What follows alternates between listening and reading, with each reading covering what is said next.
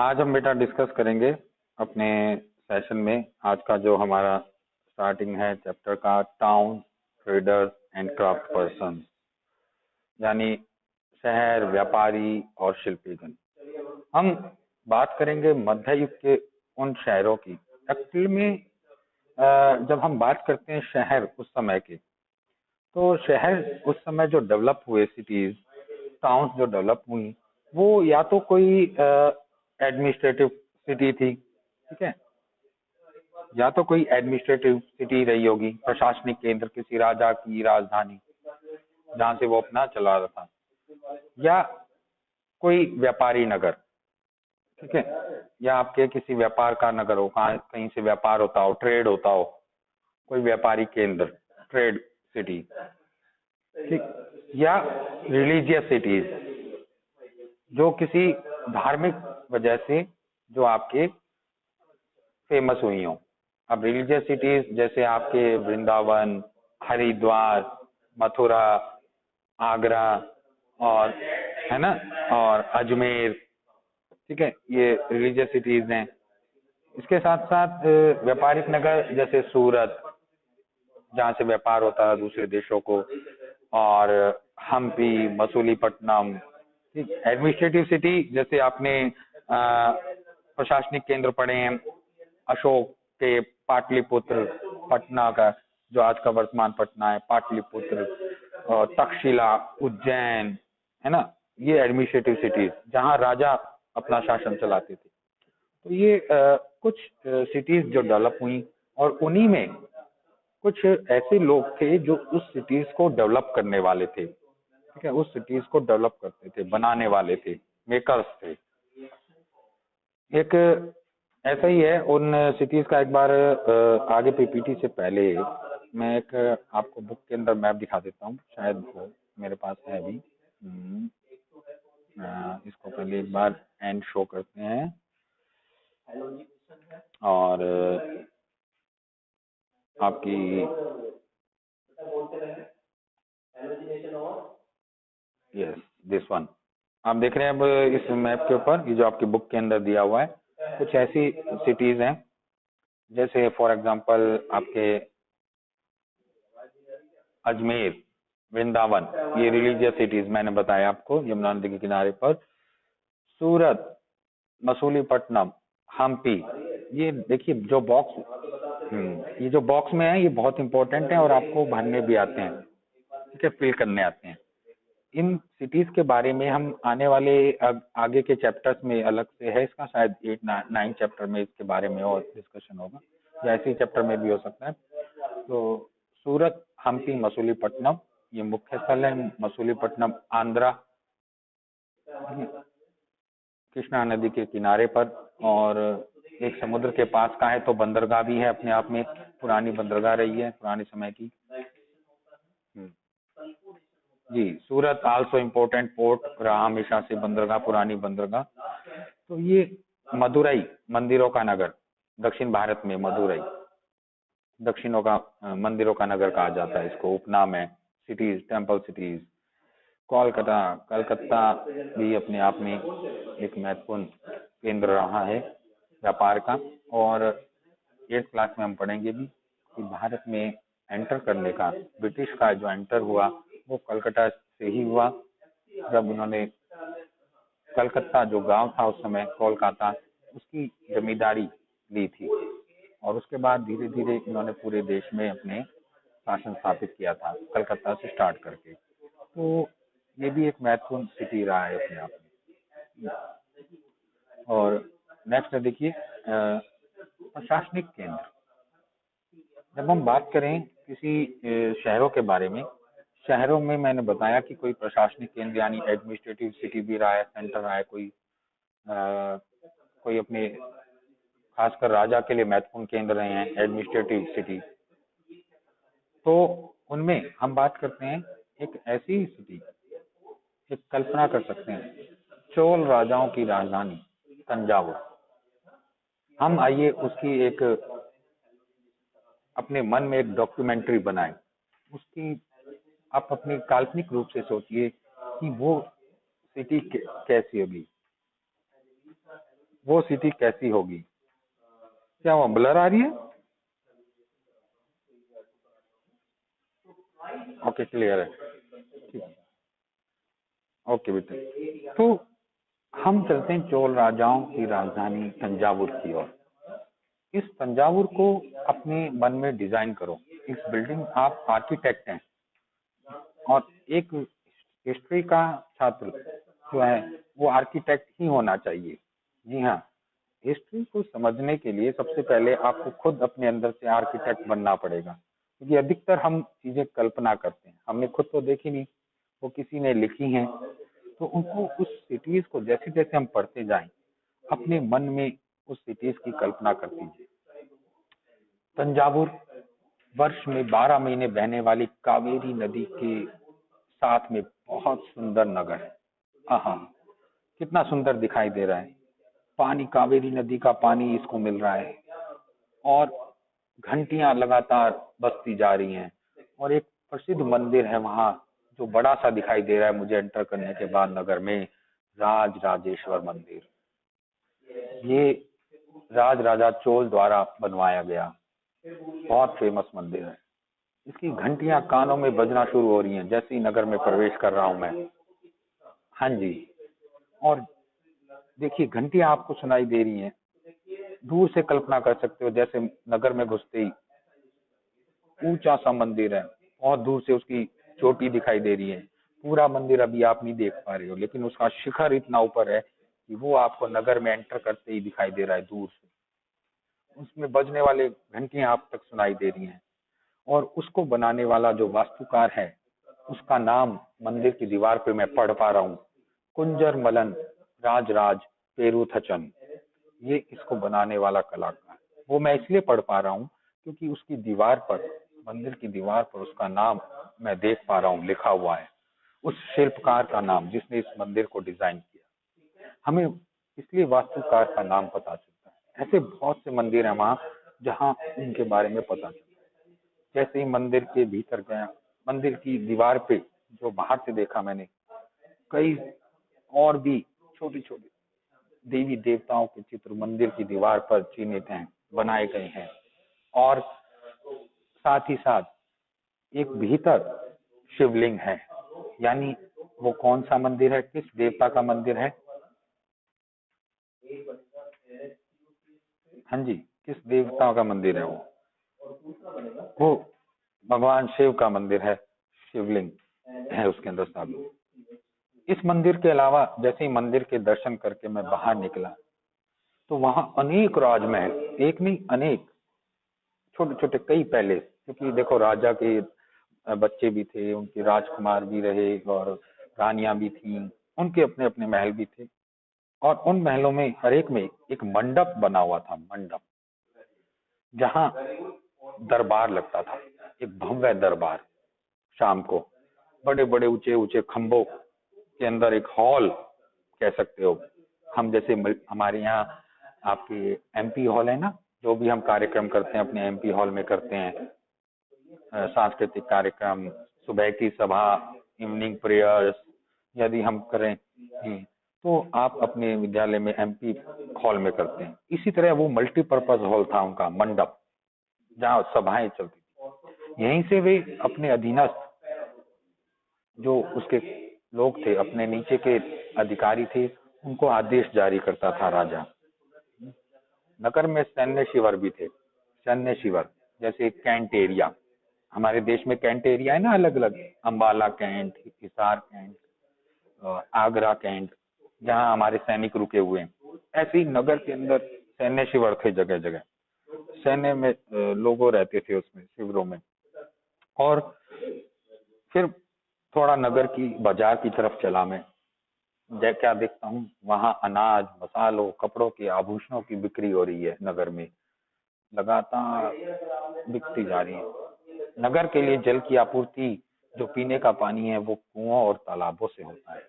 इसका मेन कारण है, ये अंडरलाइन करके रखना, वहां के जल की आपूर्ति मुख्य रूप से वहां वेल और पौंड से होती है।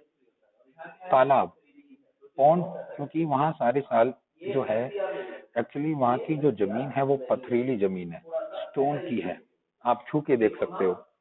आप उस नगर के अंदर खड़े हैं, तो उसके अंदर क्या है कि पानी जमीन के नीचे नहीं जाता, रिसता नहीं है। बारिश का पानी भी जमीन के नीचे नहीं रिसता, ऊपर पत्थर के ऊपर तैरता रहता है। जो बारिश हुई, हैवी रेन, तो उसकी वजह से वहाँ तालाब बन जाते हैं, बहुत सारे तालाब, और वो तालाब नगर को पानी की आपूर्ति करते हैं। तंजावुर और उसके निकटवर्ती नगर उरैयूर के जो सालिये बुनकर हैं, बुनकर यानी कपड़ा बनाने वाले, सालिये सालिये यानी बुनकरों की प्रजाति, कपड़ा बुनने वालों की जाति। तो सालिये जो बुनकर हैं वो मंदिर के लिए देख रहा हूं मैं कि झंडे झंडियां बना रहे हैं, कपड़ा सिले जा रहे हैं, जो एक त्योहार आने वाला है और उस मंदिर के ऊपर लगेगा। कुछ बुनकर राजा के लिए बढ़िया सूती वस्त्र तैयार कर रहे हैं, कॉटन के पहनने के लिए, चमकदार सोने जवाहरात से जड़े हुए वस्त्र भी तैयार कर रहे हैं। कौन? सालिये बुनकर, सालिये, याद रखना वर्ड, ये वहाँ की जो है। और यही ऐसे ऐसे क्वेश्चन ही आपके केबीसी में आ जाते हैं, ठीक है, बहुत क्वेश्चन आते हैं, 50 lakhs के क्वेश्चन में आ जाता है कई बार। यहीं से कुछ दूरी पर सवाई मलाई में स्थित अथवा मूर्तिकार उत्तम कांस्य मूर्ति बना रहे हैं, ब्राउंज की मूर्तियां डेवलप की जा रही हैं, लंबे सुंदर घंटा धातु के दीप बना रहे हैं सवाई मलाई में, जो मंदिर के अंदर ही आएंगे। तो ये एक प्रशासनिक केंद्र, एडमिनिस्ट्रेटिव केंद्र है। अब मैं पूरा घूम के आ चुका हूँ, आप घूम के आ चुके हैं इसके अंदर। अब थोड़ा सा आगे चलते हैं दूसरे नगर में, मंदिर नगर और तीर्थ केंद्र। मंदिर, भाई मंदिर नगर तंजावुर एक मंदिर नगर का भी उदाहरण है, क्योंकि बहुत से मंदिर हैं उसमें। तंजावुर, इसकी लोकेशन एक बार देख लीजिए मैप के ऊपर, मैं मैप पर वापस आ रहा हूँ। तंजावुर, तंजावुर ये आप देख रहे हो, मदुरई के साथ में तंजावुर, हाँ यस, उरैयूर के नीचे है, मदुरई के साथ में है तंजावुर, है ना, ये सिटीज के अंदर। तो तंजावुर में अब हम आगे चलते हैं, और मंदिर नगर, ये अपने आप में एक मंदिर नगर है और नगरीकरण का एक अत्यंत महत्वपूर्ण प्रतिरूप प्रस्तुत करता है। नगरीकरण नगरों के विकास की प्रक्रिया को कहते हैं। मंदिर अक्सर समाज और अर्थव्यवस्था दोनों के लिए अत्यंत महत्वपूर्ण थे। भैया राजाओं के बारे में तो हमने पढ़ा है कि मंदिर जो थे, कोई भी राजा, तो खासकर दक्षिण भारत का राजा मंदिरों पर विशेष ध्यान देता था कि मेरा मंदिर दूसरे राजा के मंदिर से भव्यशाली हो, क्योंकि राजा जो था वो ईश्वर का प्रतीक माना जाता था प्रजा के लिए, कि भाई ईश्वर जिस तरह से प्रजा की रक्षा करता है, उसी तरह ईश्वर के रूप में राजा है जमीन पर, जो रक्षा करता है प्रजा की, उसकी देखभाल करता है। इसलिए वो अपने मंदिर बड़े भव्यशाली बनाते थे, जो दूसरे राजा से भी अच्छे हों। शासक विभिन्न देवी देवताओं के प्रति अपनी भक्ति भाव दर्शाने के लिए मंदिर बनाते थे। ये मंदिरों को क्या देते थे? भूमि एवं धन अनुदान में देते थे। ठीक है, ये आपके पीछे फिल इन द ब्लैंक्स में भी आएगा शायद।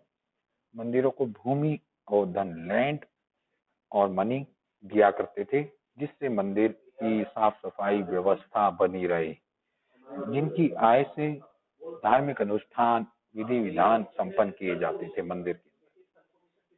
तीर्थयात्री जो दूर दूर से, पिलग्रिम्स, तीर्थयात्री यानी पिलग्रिम्स जो दूर दूर से मंदिर में आ रहे हैं, पुरोहित और पंडितों को भोजन कराया जाता था और पर्वोत्सव मनाए जाते थे। मंदिर के दर्शनार्थी भी दान दक्षिणा दिया करते थे। तो मंदिर में दर्शन करने आ रहे हैं, वो मंदिर के लिए दान दिया करते। चलिए एक कांस्य ब्राउंज को दिखाता हूं मैं आपको। ब्राउंज,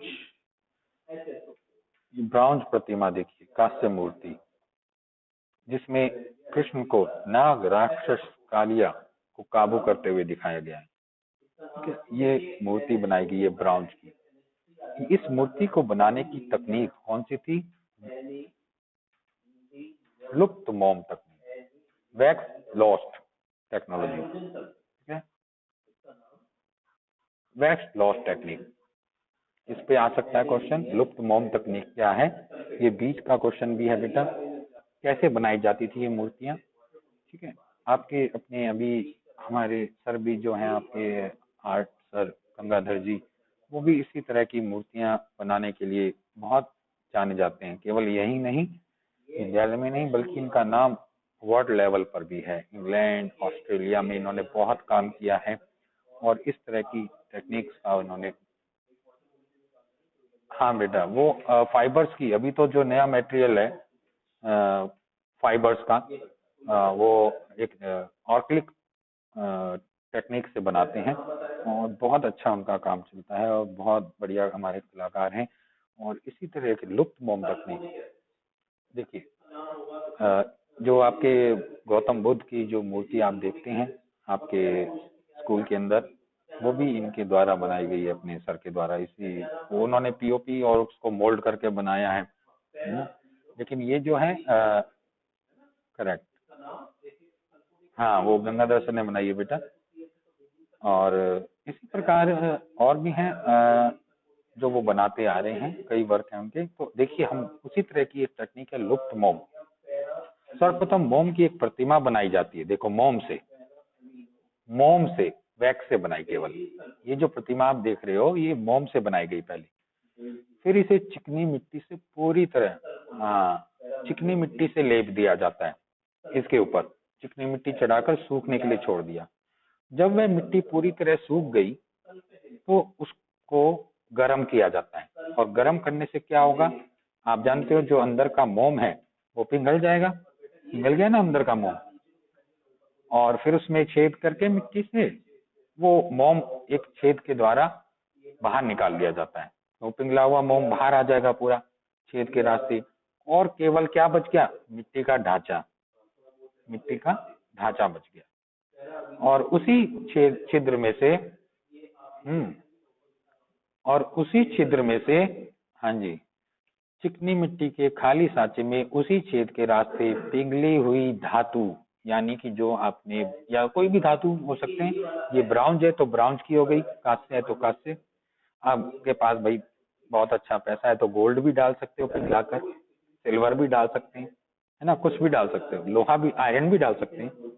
तो वो उसी छेद में वो क्या किया उन्होंने, ब्राउन्स को डाल देते हैं, पिघली हुई धातु को, और उसको छोड़ देते हैं सूखने के लिए। और बाद में जब वो ठोस हो जाती है तो चिकनी मिट्टी के ऊपर के आवरण को सावधानी पूर्वक हटा दिया जाता है, और फिर उसको साफ करके चमका दिया, बन गई लुप्त मोम तकनीक से बनाकर। इसी तरह सर भी जो करते हैं, वो पहले मिट्टी का आप देखेंगे सांचा बनाते हैं, फिर उस पर पीओपी चढ़ाते हैं, फिर एक वो ढांचा तैयार हो जाता है ना, मिट्टी निकाल लेते हैं धीरे धीरे करके अंदर से, तो वो एक खांचा बन गया। और अभी भी सर एक प्रोजेक्ट पे काम कर रहे हैं, जिसका आपके लिए जो 6th क्लास में एक टॉपिक है हिस्ट्री में, हड़प्पा के अंदर मोहर बना रहे हैं, मोहरे पर काम कर रहे हैं, कॉइन्स के ऊपर हड़प्पा काल की, तो वो बनाया जा रहा है। तो मंदिर में इस तरह की मूर्तियां आती थी, और मंदिर के कर्ता धर्ता मंदिर के धन को व्यापार एवं साहूकारी में लगाते थे, ठीक है। जो मंदिर के पास, हाँ मंदिर के पास जो धन इकट्ठा हो जाता था ना, वो उस धन को यूज करते थे व्यापार करने में भी, और साहूकारी, यानी साहूकारी किसी को कर्ज दे देना जरूरतमंद को।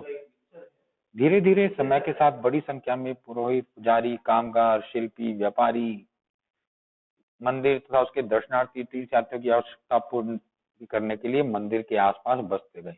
देखो जो भी आप पुराने मंदिर आपको ध्यान में आ रहे हो, या आप घूमने गए हो कहीं पर, आप देखिए उसके पास लोग घर बहुत सारे हो जाते हैं, क्योंकि उस मंदिर से जो लोग जुड़े हुए हैं, चाहे मंदिर का पुरोहित हो, चाहे उसमें काम करने वाले लोग हों, चाहे मंदिर की मूर्ति बनाने वाले हों, चाहे सुबह फूल माला बेचने वाले हों, धूप बत्ती प्रसाद रखने वाले हों, है ना, इन सबके घर मंदिरों के आसपास विकसित होने लग जाते हैं। और वही ऐसे ही धीरे धीरे जो मंदिर के आसपास जब नगर विकसित होता है, उसी से मंदिर नगरों का विकास होता है, डेवलपमेंट होता है, इसी रीति से। ठीक, जैसे फॉर एग्जाम्पल मध्य प्रदेश में भील स्वामीन, गुजरात में सोमनाथ का मंदिर, और कुछ अन्य महत्वपूर्ण नगर हैं तमिलनाडु में कांचीपुरम, मदुरई। तो देखिए ये वही नगर जिसकी हम बात कर रहे थे, उसके मंडप, उनका वो कुछ इस तरह से जो आपको पिक्चर में साइड में दिखाई दे रहा है, इस तरह से हुआ बना होगा ये नगर। छोटी छोटी सड़कें थी, है ना, कैसे मकान दिखाई दे रहे हैं आपको, टेम्पल टाउन, मंदिरों के नगर। अभी देखो मंदिर किस तरह से प्लेटफार्म पे डेवलप होते थे। आप देख रहे हो ऊंचा सा प्लेटफार्म है पहले, ये प्लेटफार्म, फिर इस प्लेटफार्म के ऊपर मंदिर बनाया जाता था। और एंटर, देखिए ये एंटर करने का स्थान, मंदिर में एंटर करने की जगह। और शुरुआत में जो सबसे मेन जो था स्टार्टिंग का गेट, उसके बाद धीरे अंदर अंदर जाएंगे अंदर से। और ये जो शिखर है, टॉप शिखर के नीचे मुख्य, हमने पढ़ा है सेकंड चैप्टर में हिस्ट्री के, क्या है, गर्भगृह। गर्भगृह याद है, गर्भगृह वो इस तरह की बिल्डिंग के नीचे मिलता है जहाँ मुख्य देवी देवता रहते हैं। और इसी में मंदिरों में विशाल मंडप भी बीच में रहते हैं, जो सांस्कृतिक कार्यक्रम के केंद्र भी रहते हैं। कई बार इसी के अंदर बैठकर सभाएं हो जाती थी, राजा आता था शाम को, बैठता था, ठीक है, सांस्कृतिक कार्यक्रम किए जाते थे मंदिर में।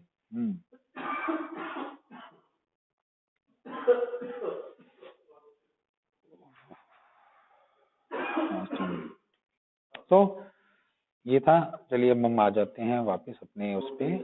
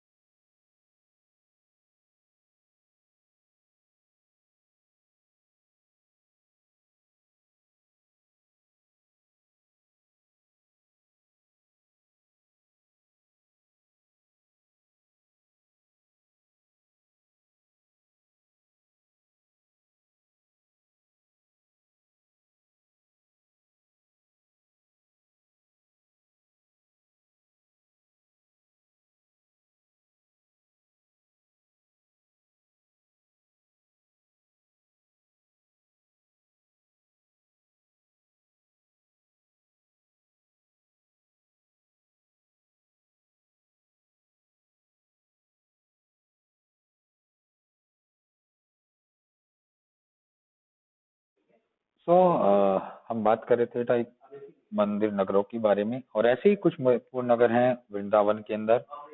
वृंदावन उत्तर प्रदेश, तिरुवन्नमलाई तमिलनाडु, ऐसे ही नगरों के उदाहरण हैं। अजमेर जो चौहानों की, राजाओं की कैपिटल सिटी रही, वो भी बाद में मुगलों का एक सूबा भी बना। चौहानों के बाद मुगल शासन के अंदर एक सूबा कहलाया, सूबा या नहीं, आजकल के प्रांत, ठीक है, आजकल जैसे आपके स्टेट हैं वो उस समय सूबा कहलाते थे मुगलों के समय में। तो ये अजमेर एक सूबा रहा अपने समय का, ठीक। तो ये भी एक धार्मिक नगरी रहा, क्योंकि यहाँ जो सुप्रसिद्ध सूफी संत ख्वाजा, सूबा जैसे आजकल के बेटा राज्य, हरियाणा सूबा, पंजाब सूबा, राजस्थान सूबा, है ना। तो उस समय मुगलों में सूबा कहे जाते थे। तो अजमेर जो था उस समय सूबा था, एक महत्वपूर्ण मुगलों का। और वहाँ धार्मिक नगरी भी बसा, क्योंकि वहाँ सुप्रसिद्ध सूफी संत ख्वाजा मोइनुद्दीन चिश्ती जो हैं वो वहाँ रहे, तो उनकी वजह से वो एक धार्मिक नगरी भी बना अजमेर। बहुत से दर्शालु श्रद्धालु दूर दूर से आते हैं इनके यहाँ, और सूफी संतों का अपना एक महत्व है। जब सूफी संत वाले टॉपिक में जाएंगे हम बात करेंगे इनके बारे में और भी। और अजमेर के पास ही है जहां आपके कैंप लगते हैं स्काउट के, अधिकतर गाइड एंड स्काउट के कैंप, पुष्कर। पुष्कर में आप में से तो अभी बच्चे गए नहीं होंगे, इस साल जाते या नेक्स्ट ईयर जाते, ठीक है। तो अदरवाइज जो है पुष्कर में आपके यहाँ कैंप लगता है स्काउट एंड गाइड का। तो अजमेर के पास ही है पुष्कर सरोवर, जहाँ माना जाता है कि भारत का ब्रह्मा जी का एकमात्र और सबसे पुराना मंदिर पुष्कर में ही है, ठीक है। और ब्रह्मा जी के मंदिर आपको विशेष रूप से, ब्रह्मा जी के टेम्पल जो है वो अलग से नहीं मिलेंगे, वो पुष्कर में है मुख्य रूप से। बहुत प्राचीन मंदिर है, उसकी मान्यता है इसी तरह से। तो ये दो फेमस जगह हैं वहां पर, जिसकी वजह से वो एक अपने आप में पुष्कर जो है मंदिरों का नगर है। पुष्कर में उत्तर भारत की सबसे बड़ी व्यापारिक एक मंडी भी लगती है, सबसे बड़ी मंडी लगती है, ठीक है, पुष्कर के अंदर। वो है आपके पशु मेला, ठीक है। पशु मेला लगता है पुष्कर में, बहुत बड़ा मेला लगता है। दूर दूर से लोग आते हैं अपने, कोई कैमल के लिए, कोई घोड़े के लिए, कोई भेड़ों के लिए, वहां से खरीद के लेते हैं। पशु मेला लगता है यहाँ पे हर साल पुष्कर में। इस बार तो चलिए किसी खाने के लिए नहीं बेटा, वैसे व्यापार के लिए, हाँ, उसको जिसको जरूरत होती है वो ले जाते हैं अपने साथ वहीं से खरीद कर, ठीक है। तो ये इसमें था। तो अब जो है आज का हम जो टॉपिक रहेगा इतना ही लेते हैं, ठीक है। 9:48 भी हो गया है। मेरे को लगता है आशा आपको समझ में आ गया होगा। और अदरवाइज मैंने इसको साथ में इसको मैंने अपना रिकॉर्ड भी कर लिया है, तो आपके यूट्यूब के ऊपर जो चैनल है आपका ही, उसके ऊपर मैं अपलोड कर दूंगा जल्दी। वहां से आप इसको और अच्छी तरह से भी समय रह के देख सकते हैं। जो बच्चे नहीं आ पाए उनके लिए और भी लाभदायक होगा। तब तक के लिए have a nice day, take care.